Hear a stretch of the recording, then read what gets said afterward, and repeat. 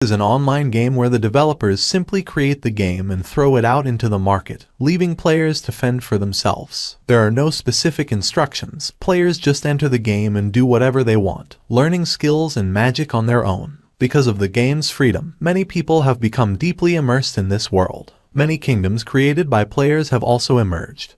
But as the saying goes, two tigers cannot share one mountain. So powerful players began waging wars against each other to seize land and establish kingdoms. For warriors, these battles were arenas to showcase their prowess, but for mages, it was more like their downfall. There was one kingdom that welcomed mages with open arms, ruled by King Solomon. Together, the mages built a mighty nation, and the 9 strongest among them, each mastering a different type of magic, became known as the 9 Great Sages. The one King Solomon trusted most was the great sage Dunbalf, nicknamed the One-Man Army. One day, King Solomon summoned Dunbalf, asking him to eliminate 10,000 magical beasts. Since the other elders were busy and the beasts had chosen this exact moment to attack, it was clear that someone was pulling the strings behind the scenes. Dunbalf was determined to show them why he was called the One-Man Army. After some discussion, the two returned to the study and chatted comfortably. They looked through old photos together, reminiscing about the missions they had undertaken. Solomon noticed how fond Dunbalf was of his character. Dunbalf admitted that he had watched tons of movies to come up with his wizard persona, and Solomon,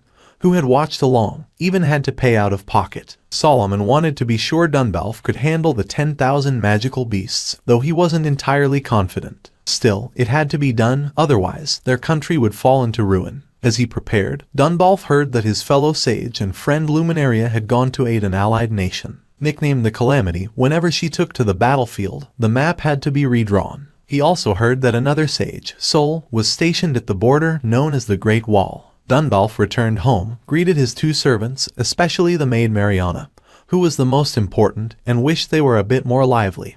But you couldn't expect much from NPCs. He then visited a floating island to gather supplies before setting out. On the battlefield, Dunbalf encountered the magical beasts and gave them a chance to retreat, but none did. He summoned a legion of dark knights and mages, as well as an angel to sing and boost his army's strength. The knights stood at the front, while the mages attacked from above with spells. However, he still felt outnumbered, so he gave his cat a mission. The cat scouted the battlefield and located the enemy commander, signaling Dunbalf to focus on him. Dunbalf went straight for the commander, demanding to know who was behind the attack. The commander lunged at him, but Dunbalf easily dodged and countered with a single blow. The commander fell, and his army scattered. Dunbalf then summoned a dragon to incinerate the remaining enemies. Because Dunbalf commanded an entire army alone, he earned the title One-Man Army. A few days later,